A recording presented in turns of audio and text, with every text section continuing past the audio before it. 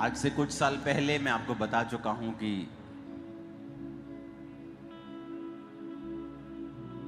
जो विजन, जो दर्शन परमेश्वर ने मुझे दिया था, उसकी अभी शुरुआत भी पूरी नहीं हुई है। हमें लगता है हम दुनिया में फैल गए हैं, हम इंडिया की बिगेस्ट चर्च बन गए हैं, लेकिन जो परमेश्वर ने मुझे रियल में दिया है उसकी शुरुआत भी अभी नहीं हुई। हो जाएगी थोड़े दिनों, महीनों में।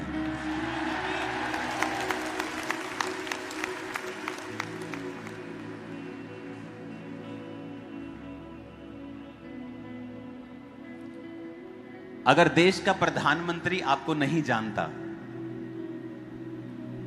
मोस्टली लोगों को वो नहीं जानता, तो इसका मतलब ये नहीं होता कि वो आपके लिए काम नहीं कर सकता।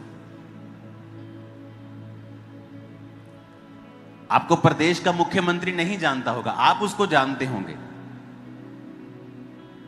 वो सबको नहीं जानता होगा, मुझे जानता होगा, कुछ लोगों को जानता होगा पर्सनली, लेकिन ऐसे नहीं, आपका नाम नहीं ले सकता वो।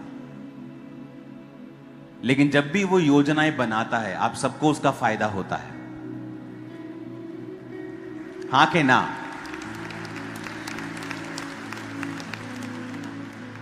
इसका मतलब अगर प्रधानमंत्री हमें नहीं जानते या मुख्यमंत्री हमें नहीं जानते, इसका मतलब यह नहीं है कि आपकी भलाई नहीं हो सकती है।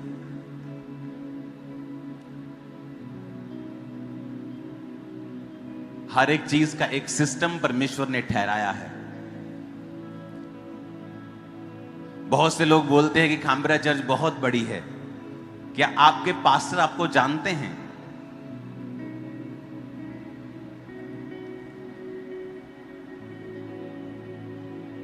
आपने बाइबल कॉलेज को, प्रेयर माउंटेन को पूरा होते देखा। अभी आज जो स्पेशल बीज आप बोएंगे, संडे बोएंगे, और अगले 2 महीनों में जो आप स्पेशल बीजों को ज्यादा बोएं, क्योंकि ऑफिस की ओपनिंग उससे होगी। और उससे होगा क्या, मैं आपको बताता हूं। वहां का जो इंफ्रास्ट्रक्चर है,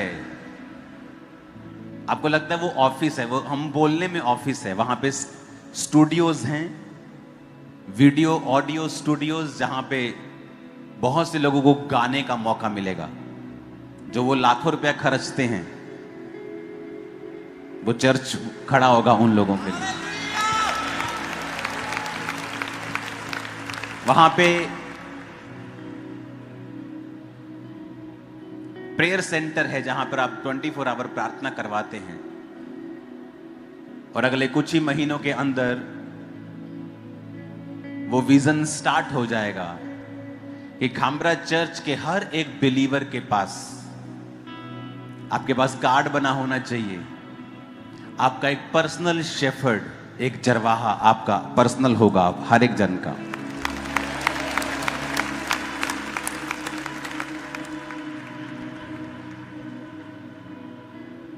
जैसे 200-300 फैमिलीज के ऊपर एक चरवाहा होगा। वो आपको कॉल करेगा, आप प्रार्थना करते हैं कि नहीं करते, आपके बच्चे कितनी प्रार्थना करते हैं, आपके जीवन में क्या प्रॉब्लम है।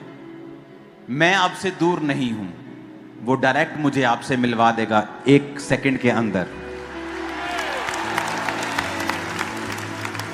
जब उसे मालूम होगा कि ये केस मैं सॉल्व नहीं कर सकता हूं, मुझे आगे जाने की जरूरत है।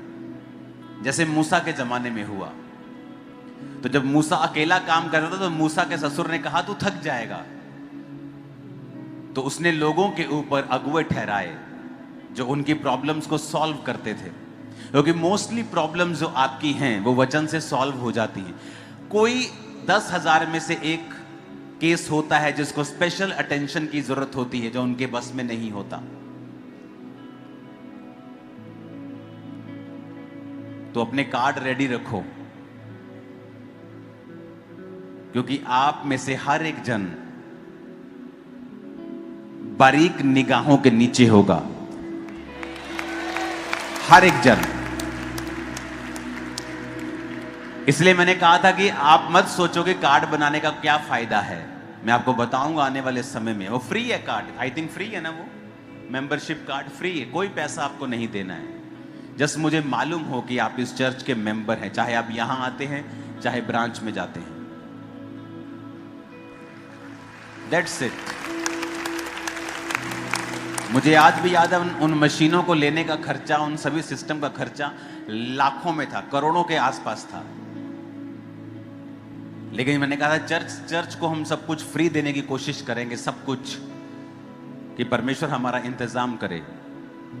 तो वो समय आ चुका है जब बिल्डिंग्स कंप्लीट हो रही हैं और आप एक सिस्टमेटिकली सिस्टम के नीचे आ जाएंगे, जहां पे आपका सब चीज चर्च को मालूम होगी। अगर आप विजिट चाहते हैं, क्योंकि मोस्टली प्रॉब्लम्स बातों से हल होती है, वचन से हल होती है, काउंसलिंग से हल होती है, प्रार्थना से हल होती है। तो मेरा विश्वास है कि पौलुस अगर आज के जमाने में होता, सबसे बड़ी टीम खड़ी कर चुका होता टेक के मामले में, कि लोगों को हिला चुका होता हो। आज मुझे लग ही नहीं रहा मैं थर्सडे खड़ा हूं, मुझे संडे की फील आ रही है आज कि मैं संडे खड़ा हूं आज। तो अपने स्पिरिचुअल एक बर्थडे के ऊपर मैं आपको बस ये गिफ्ट देना चाहता हूं कि आप में से कोई भी जन अब मुझसे दूर नहीं है, बहुत पास हो आप मेरे, हर एक जन। क्योंकि जो आपके चरवाहे होंगे उनके पास मेरा डायरेक्ट नंबर होगा।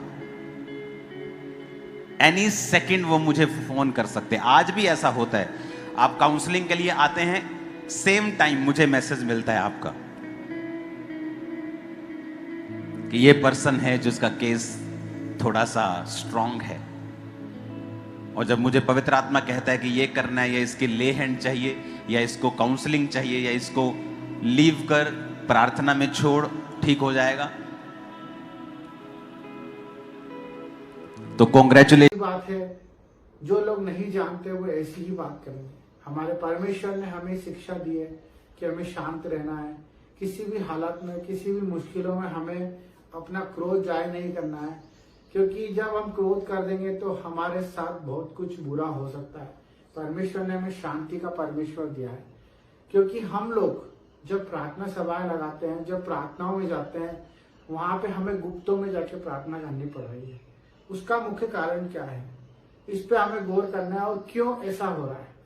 क्योंकि हमारा परमेश्वर कोई ऐसा परमेश्वर नहीं है जिसे हम बोलने में शर्माएं। हमारा परमेश्वर ऐसा परमेश्वर नहीं है कि उसके कोई दाग है जिसे हम छुपा रहे हैं। हमारा परमेश्वर कोई ऐसा नहीं है जो कुछ अनर्थ कर रखा हुआ है कि हम उस वजह से आज गुप्त स्थानों में जाके प्रार्थना करते हैं। हमें प्रार्थना करनी है, हम दिल खोल के सबके लिए प्रार्थना कर सकते हैं। जब हम इस चीज को अपने अंदर डाल देंगे कि अपने पड़ोसी को बताते हुए हमें झिझक ना हो, हमें कोई खौफ ना हो। जब हम बंद कमरे में किसी चीज को करते हैं तो लोगों की शंका जाहिर होती है। हमें परमेश्वर की बातों को सुनना तो है, परंतु उसे बयां करना भी आना चाहिए। हमें क्लियर बताना आना चाहिए कि हम क्या करते हैं, कैसे करते हैं और क्यों करते हैं। हम किसके आदेश से करते हैं और किसके लिए करते हैं, और इससे हमारा क्या फायदा है। जो लोगों को ये लगता है कि जहां पर चर्च बन जाती है, जहां पर जो 4 लोग प्रार्थना करने लग जाते हैं, वहां पर धर्म परिवर्तन होना शुरू हो जाता है। इन्हें इस चीज का खौफ इसलिए क्योंकि ये लोग खुद अभी तक अपने आप को क्लियर नहीं कर पा रहे कि ये लोग हैं क्या। क्योंकि जो धर्मांतरण की बात करते हैं ये इन्हीं के बीच में से है। मैं आपको आज मैं बताता हूँ इसका मुख्य जड़ क्या होता है कि जब हम चर्चेस में प्रार्थना करते हैं, वो अधकच्चे ज्ञान लेके हमारे पास से चले जाते हैं, और जो लोग परमेश्वर को नहीं जानते वो जाके बाहर ये बता देते हैं कि हमें ये बोला गया कि हमें मूर्ति पूजा नहीं करनी है, हमें किसी के आगे दंडवत नहीं करना है, हमें इससे बात नहीं करनी है, हमें बुराई में नहीं जाना है। तो ये सब चीजों के उल्टा ही अर्थ लेकर वो लोग चले जाते हैं। तो मेरे भाई बहनों, मैं आपसे रिक्वेस्ट करूंगा कि इस समय में जो भी फादर हैं, चर्च है, पासवान हैं, जो लोग चर्चें चला रहे हैं, उन्हें बेखौफ चर्च चलाने का अधिकार है। सरकार भी उन्हें रोक नहीं सकती, किसी भी तरह का उन्हें कोई प्रकोप उनके ऊपर कोई असर नहीं कर सकता, और वो ये खुद भी जानते हैं कि इस चीज का कोई असर नहीं होगा। परंतु मैं सिर्फ ये बताना चाहता हूँ कि जो लोग परमेश्वर के अधीन होना चाहते हैं, चर्च में आना चाहते हैं, उनसे सही रीति से शिक्षा दी जाए और उन्हें सबसे पहले ये चीज समझाई जाए कि आप अगर आ रहे हो तो अपनी मर्जी से आ रहे हो और अपनी मर्जी से हर एक काम कर रहे हो, और उन्हें ये क्लियर होना चाहिए कि हम जो कर रहे हैं उसमें कोई धर्म परिवर्तन नहीं हो रहा है, ना ही कोई गलत काम करवाया जा रहा है, ना ही उन पे कोई दबाव है, ना कोई प्रेशर है, ना कोई उनसे पैसे मांगे जा रहे हैं, ना ही कोई उनके खिलाफ कोई कदम उठाया जा रहा है, ना उनके परिवार से उन्हें अलग करा जा रहा है, और ना ही कोई उन्हें कोई चैरिटी कर रहा है, ना कोई उनको उल्टी शिक्षा दे रहा है। हमें कड़क स्वभाव में आके ये काम करना पड़ेगा, क्योंकि बहुत से ऐसे लोग हैं जो सिर्फ अपने फायदे के लिए चर्च में आते हैं, प्रार्थना सभाओं में जुड़ते हैं कि हमारा कल्याण हो जाए, हमारा फायदा हो जाए, और उस फायदे के चक्कर में जब उनका फायदा नहीं होता है तो वो उसको नया मोड़ देकर एक गलत धारणा पैदा कर देते हैं। मेरे बहुत से ऐसे प्रतिनिधि हैं, बहुत से ऐसे लोग हैं जिनको मैंने देखा है, मैं भी उनको बताया हूँ प्रभु के बारे में, और वो लोग चर्च गए भी सही है और उसके बाद उन्होंने उसको नई व्याख्या दी है कि वहां पर ऐसा ऐसा होता है, वहां पर वैसा वैसा, क्योंकि उनको पता ही नहीं है, क्योंकि उन लोगों ने परमेश्वर का स्वाद नहीं चखा है। मैं आप सबसे निवेदन करना चाहता हूँ, प्रार्थना करना चाहता हूँ कि आप लोग थोड़ा सा कड़क स्वभाव में आ जाएं, क्योंकि इन्हें लगता है कि परमेश्वर ने हमें सिर्फ शांत स्वभाव दिया, सहन करने की ताकत दी है और हमें सिर्फ चुप रहने का आदेश दिया। ऐसा नहीं है। हमें सच के लिए प्रभु ने बोलने के लिए कहा है कि हम सच बोलने से ना घबराएं। हमें अच्छे लोगों की संगति में रहना है। हमारा परमेश्वर कहता है कि हमें ज्यादा लोगों से कोई मतलब नहीं है, हमें सिर्फ एक आत्मा जो परमेश्वर को जान पाए, हम उस तक पहुंच पाए। तो हमें ना ही कोई ऐसा कदम उठाना है जिससे हमारे परमेश्वर की बुराई हो, और ना ही कोई ऐसे चर्चों में, स्कूलों में जो वाद विवाद होते हैं उससे हमें नजरअंदाज करना है। हमें बाकायदा उस पर अपनी प्रतिक्रिया देनी है, उससे क्लियर करना है, जस्टिफाई करना है, क्योंकि ये आपके साथ भी हो रहा है। आपको भी पता है कि आज आप जहाँ जहाँ प्रार्थना सभा करते हैं वहां पे उससे एक अलग ही नाम दे दिया जाता है कि वहां पर कुछ गलत शिक्षा दी जा रही है।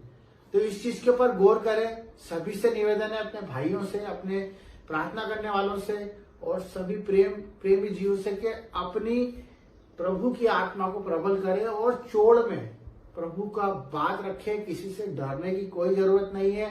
जब हम गुप्त स्थानों में प्रार्थना करेंगे तो लोगों को शंका पैदा होगी। हम क्लियरिटी से बाहर आके चोड़ में प्रार्थना करना चालू करें। ये मेरी आत्मा कहती है। आप सबको इस चीज के लिए आगे बढ़ना पड़ेगा। जिस तरह से लोग अपना बाप का नाम नहीं छुपाते, आधार कार्ड में लिखा होता है, वैसे हमें भी हमारे पिता का नाम छुपाने की कोई जरूरत नहीं है। हमें प्रचार प्रसार करना है। बाकी बुद्धि को सहारा लेके, समझ के साथ परमेश्वर के वचन को अगर बांटना चाहते हो तो निडर होके बांटे। सबको जय मसीह की। God bless you, I love you, आमीन।